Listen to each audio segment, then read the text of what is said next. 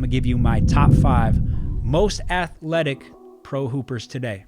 Coming in at number 5, we got Anthony Edwards. My man is around, got to be 230, listed at 6'4", might even be 6'5", and I'm not taking into account length and height for this. It's pure athleticism.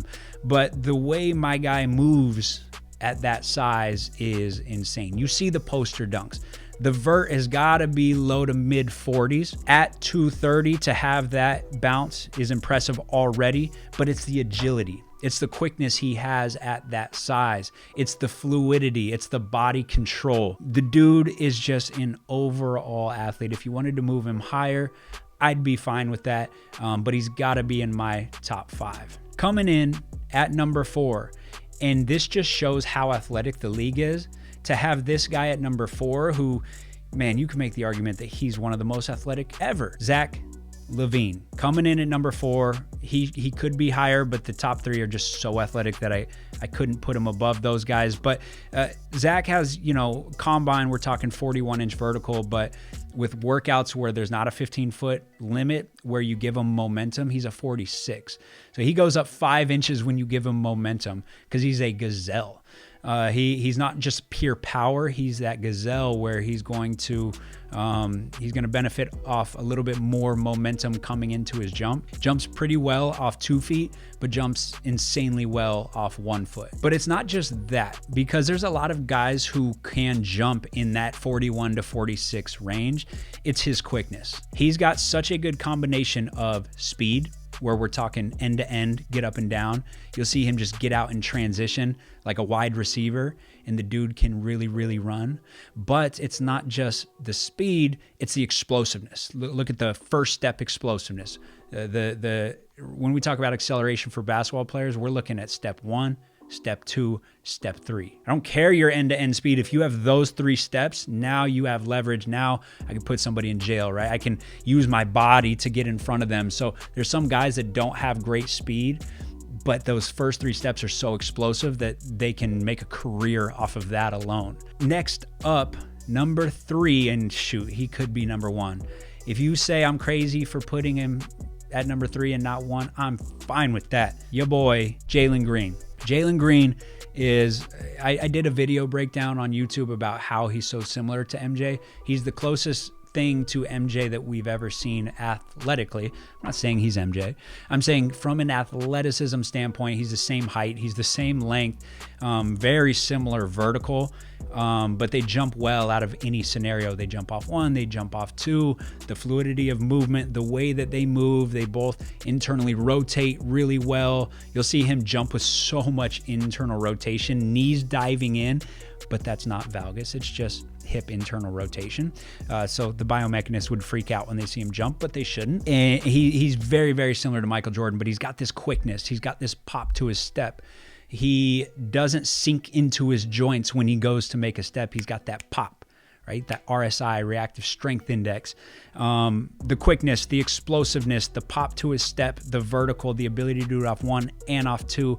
He is one of the most athletic in the game and one of the most athletic I've seen on a basketball court. Coming in at number 2 is the most athletic human of all time on a basketball court, in my opinion. The reason he's not at number 1 is just because he hasn't played this year due to injury, and his name is Zion Williamson.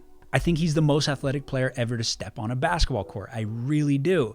And the reason is at that size and, let's say his rookie year, I think he's still playing at even though he's pretty lean, I think he's 285, something like that.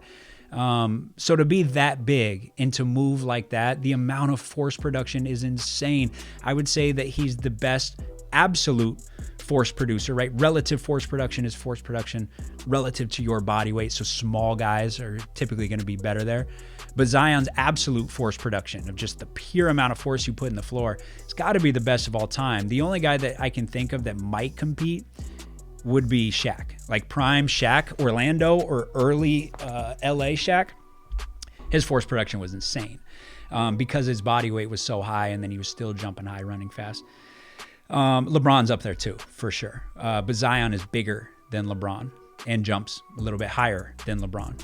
and also jumps way better than LeBron off 2 feet. They have similar bounce off 1. I would take Zion's by a little bit, probably a couple inches higher, but Zion's 2-foot jump is significantly better than LeBron.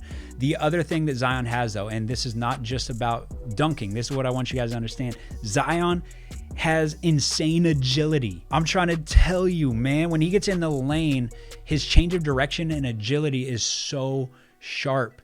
He'll have these little like spin moves. His body awareness, his body control is crazy. He has these coordinated layups where he'll jump high and like come out like point guard stuff.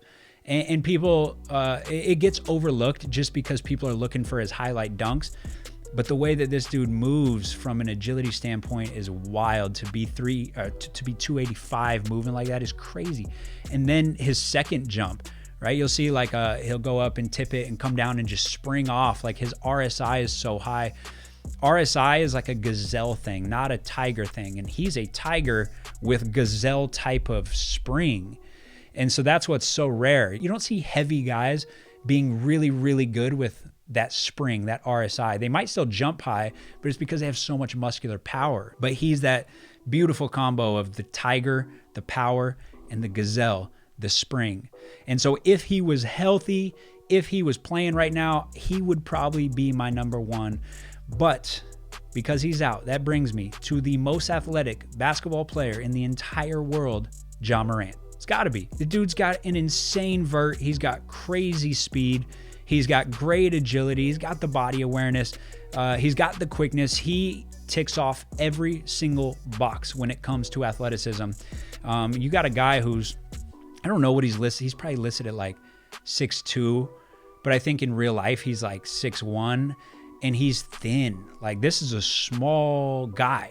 Like this is Allen Iverson. People appreciated how small Allen Iverson was and how much he did and how he drove the lane and dominated with quickness and athleticism and got knocked around. Like people don't give Ja Morant that credit just because he jumps so high and dunks over people. People assume that he's like a pretty big guy. He's basically Allen Iverson. And he's going through the lane and postering bigs. Like he's dominating off his athleticism at 6'1", which is very, very rare.